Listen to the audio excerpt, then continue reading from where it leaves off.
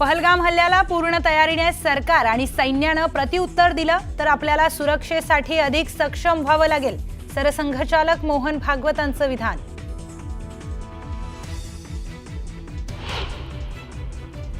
आपल्याला आत्मनिर्भर व्हावं लागेल, तसेच भारतीयांना स्वदेशीचा नारा स्वीकारावा लागणार. संघाच्या विजयादशमी सोहळ्यातून मोहन भागवतांचा स्वदेशीचा नारा.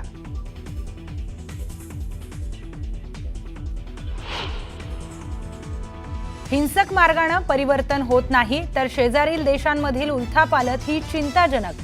नव्या संकटांना आपण तोंड देतोय, सरसंघचालकांनी व्यक्त केली चिंता.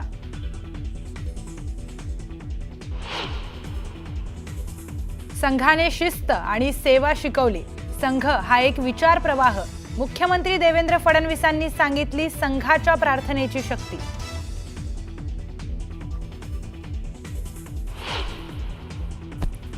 गोरेगावातील नेस्को सेंटरमध्ये शिंदेंच्या शिवसेनेचा दसरा मेळावा. मेळाव्याच्या पार्श्वभूमीवर जय्यत तयारी.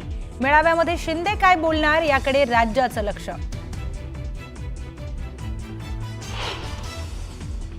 शिवाजी पार्कात ठाकरेंच्या शिवसेनेचा दसरा मेळावा. मेळाव्यामध्ये राज ठाकरे आणि उद्धव ठाकरे एकत्र येणार का, चर्चांना उधाण. तर शिवाजी पार्क परिसरात पावसाचं सावट.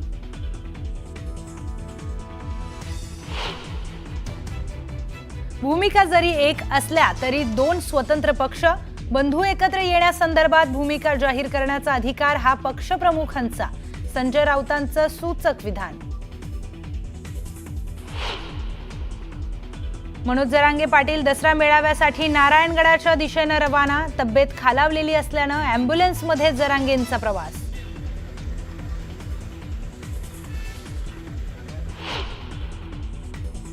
युती झाली किंवा नाही झाली तरीही नवी मुंबईमध्ये भाजपचाच महापौर होणार.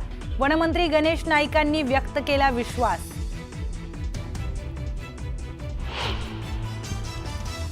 विजयादशमी निमित्त शिर्डीतील साई मंदिरामध्ये दर्शनासाठी गर्दी. साई मंदिर आकर्षक फुलांच्या सजावटीने सजलं. पारंपरिक धार्मिक कार्यक्रमांचं आयोजन.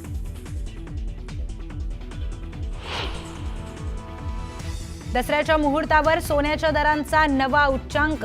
सोनं प्रति तोळा 1,21,000 तर चांदीच्या दरांनी गाठला 1.5 लाखांचा टप्पा.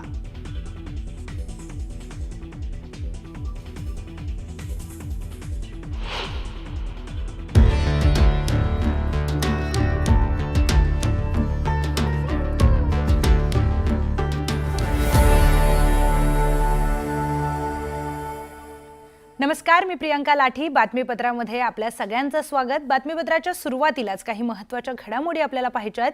आमदार धनंजय मुंडे यांनी विजयादशमीच्या निमित्तानं भगवानगडावर जाऊन संत भगवान बाबांच्या समाधीचं दर्शन घेतलं. महंत डॉक्टर नामदेव महाराज शास्त्री यांचंही त्यांनी दर्शन घेतलं आणि आशीर्वाद घेतला. यावेळी त्यांनी परिसरातील मंदिराच्या कामाची देखील पाहणी केली आहे.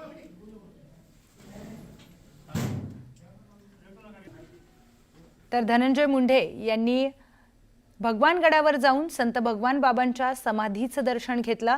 त्याचबरोबर महंत डॉक्टर नामदेव महाराज शास्त्री यांचंही दर्शन घेत त्यांनी दसऱ्याच्या शुभेच्छा दिल्यात. यावेळी त्यांनी परिसरातील मंदिराच्या कामाची देखील पाहणी केली. तर भाजप नेत्या आणि मंत्री पंकजा मुंडे यांच्या प्रमुख उपस्थितीमध्ये बीडच्या भगवान भक्ती गडावर दसरा मेळावा होतोय. सकाळपासूनच मोठ्या संख्येने मुंडे समर्थक मेळाव्याच्या ठिकाणी गर्दी करतायत. भव्य असं व्यासपीठ उभारण्यात आलं असून आपला दसरा आपली परंपरा या दसरा मेळाव्याची टॅगलाईन आहे. मेळाव्याच्या ठिकाणी पंकजाताई आणि धनंजय मुंडे यांच्या घोषणा देखील दिल्या जातात.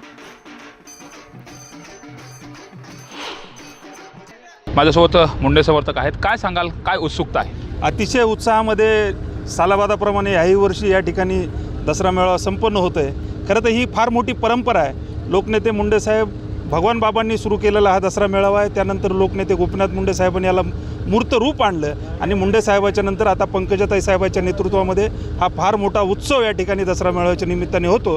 आणि ह्या मेळाव्यामधून एक संदेश ताईसाहेब दरवर्षी देत असतात. आम्हाला उत्सुकता आहे आता ह्या वर्षी ताईसाहेब काय नेमका संदेश देतात आणि हा संदेश पूर्ण वर्षभर हा समाज म्हणजे 18 पगड जातीतली लोक हा संदेश घेऊन जाऊन त्या पद्धतीने वागण्याचं काम करत असतात. स्वर्गीय लोकनेते गोपीनाथ मुंडे साहेब, त्याचबरोबर संत भगवान बाबांची ही विचाराची खूप मोठी परंपरा आहे. आजही ती परंपरा चालू आहे.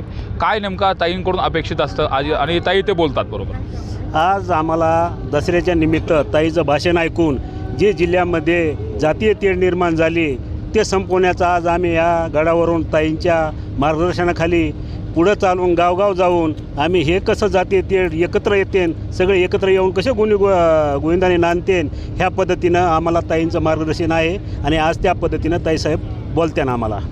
खूप मोठी परंपरा आहे. तसं पाहिलं तर बाबांची देखील परंपरा आहे आणि ताई वंचिताचा वाली आहे आणि वंचिताचा आवाज बनण्याचं काम मी करणार आहे असं अनेक वेळा ताईंनी बोलून दाखवलेलं आहे. तर आज नेमका कुठला आवाज आणि कोणते जे मुद्दे असतील जे ताईंकडून मांडले जाऊ शकतात? संत भगवान बाबांनी चालू केलेली दसऱ्याची परंपरा, भगवानगडावर 18 पगड जाती जमातीला आणि दऱ्याखोऱ्यातल्या डोंगरदऱ्यातल्या माणसांना खऱ्या अर्थाने जागृत करण्याचं काम भगवान बाबांनी केलं. मुंडे साहेबांनी ती परंपरा पुढे चालू ठेवली आणि पंकजाताई गेल्या दशकापासून ही परंपरा कायम चालू ठेवत आहेत. खऱ्या अर्थाने बीड जिल्ह्यामध्येच नव्हे तर संपूर्ण महाराष्ट्रामध्ये जी सामाजिक वीण विस्कटलेली आहे ती वीण सांधण्याचं काम खऱ्या अर्थाने साधू संतांनी, महंतांनी, विचारवंतांनी आणि बुद्धिवंतांनी करायला पाहिजे. आणि खऱ्या अर्थाने पंकजाताई तोच संदेश आज या भगवान भक्तिगडावरून या महाराष्ट्राला देणार आहे. आज शेतकऱ्यांना काही चांगल्या पद्धतीचा विषय मिळेल असं वाटतं भाषणातून ताईंच्या? या संपूर्ण महाराष्ट्रावर निसर्गाचं संकट कोसळलेलं आहे आणि या संकटसमयी ओबीसी नेत्या, आमच्या नेत्या सन्माननीय पंकजाताईंनी सर्व जनतेला धीर दिलेला आहे आणि या महाराष्ट्राचे मुख्यमंत्री देवेंद्रजी फडणवीस साहेब यांनी दिवाळीपूर्वी सर्व शेतकऱ्यांना मदतीचा आधार देण्याचं निश्चित केलेलं आहे. आपण पाहतो साहजिकच भाजप नेता मंत्री पंकजा मुंडे या त्यांच्या भाषणामधून काय बोलणार याकडे संपूर्ण राज्याचं लक्ष लागलं आहे. मात्र पार्श्वभूमी जर बघितली तर बीडमध्ये पूर परिस्थिती, अतिवृष्टी आहे. त्याचबरोबर बीड जिल्ह्यासह मराठवाड्याची उसवलेली जी सामाजिक वीण आहे, त्याचबरोबर सामाजिक आंदोलनं यामध्ये मराठा आरक्षणाचा विषय असेल, ओबीसी आरक्षणाचा विषय असेल, धनगर आरक्षण, त्याचबरोबर बंजारा आरक्षण, या अनुषंगाने नेमका आज पंकजाताई काय बोलणार याकडे संपूर्ण राज्याचं लक्ष लागलं आहे. सुरेश जाधव, न्यूज 18 लोकमत, बीड.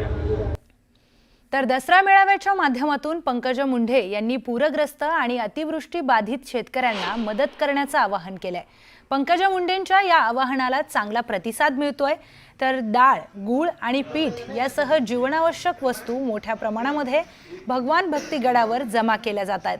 दसरा मेळावा झाल्यानंतर गरजू आणि पूरग्रस्तांना ही मदत दिली जाणार आहे.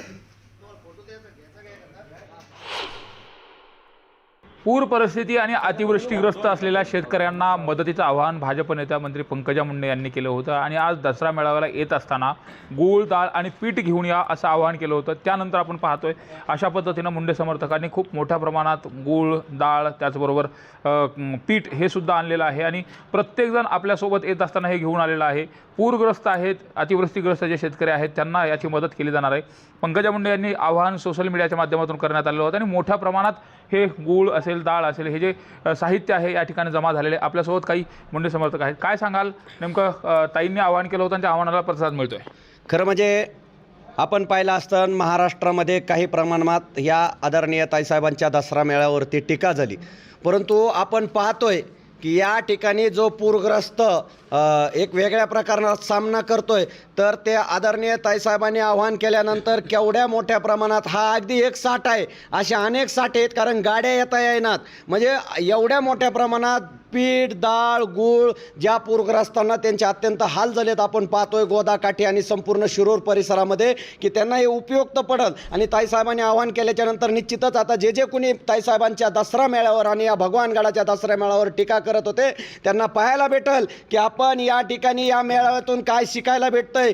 मदतीचा महापूर आलाय, खूप महापूर आला आहे आणि असे काही शेतकरी आहेत 8 दिवस झालं त्यांच्या घरामध्ये चूल पेटलेल्या नाही आणि त्यासाठी ताईंनी आवाहन केलं, भाऊनी आवाहन केलं, त्यासाठी आम्ही सर्व ही मदत घेऊन आलेलो आहोत. जे किती मोठ्या प्रमाणात मदत जमा झाली आणि ही कुठं कुठं दिली जाणार? खूप मोठ्या प्रमाणात ट्रकाच्या ट्रका मदत आलेली आहे आणि जे पूरग्रस्त शेतकरी आहेत आमचे, कोणतेही असू दे, ते गोरगरीब असतं, त्या प्रत्येकाच्या घरामध्ये ही शिदोरी आमची जाणार आहे. मोठ्या प्रमाणात जे मुंडे समर्थक या दसरा मेळाव्याला येत असताना खाली हाताने येत नाहीत, अशा पद्धतीची मदत आणली जाते. काय पुरामुळं लोकांच्या सोयाबीन गेल्यात आणि सोयाबीन गेल्यानंतर बऱ्याच जणांच्या जमिनी वाहून गेल्या. तर आज अशी परिस्थिती आहे की खायला घरामध्ये दाणा नाही आहे. सण साजरा करण्याची सुद्धा अडचण. हां, मग सण साजरा करण्याची सुद्धा अडचण नाही, घरामध्ये दाणा नाही आहे. तर वंचिताचा खऱ्या अर्थाने वाली होण्यासाठी ताईंनी सांगितलं होतं की माझा हा ऊसतोडणी मजूर आणि वंचित समाज आज जिथे येणार आहे तर त्यांच्यासाठी आपण मदत करूया. आणि तो मदतीचा ओघ एवढ्या मोठ्या प्रमाणात आहे, ताईला एवढ्या मोठ्या प्रमाणात प्रतिसाद भेटला आहे की गावाच्या गावाने मिळून ट्रकाचे ट्रक आणि पिकअपची पिकअप भरून आणलेले आहेत इथं. आणखी पंकजा मुंडे अतिवृष्टीग्रस्त असलेला शेतकरी यांच्या संदर्भात काय भाषणामधून बोलणार याची देखील उत्सुकता प्रत्येकाला लागली. सुरेश जाधव, न्यूज 18 लोकमत, बीड.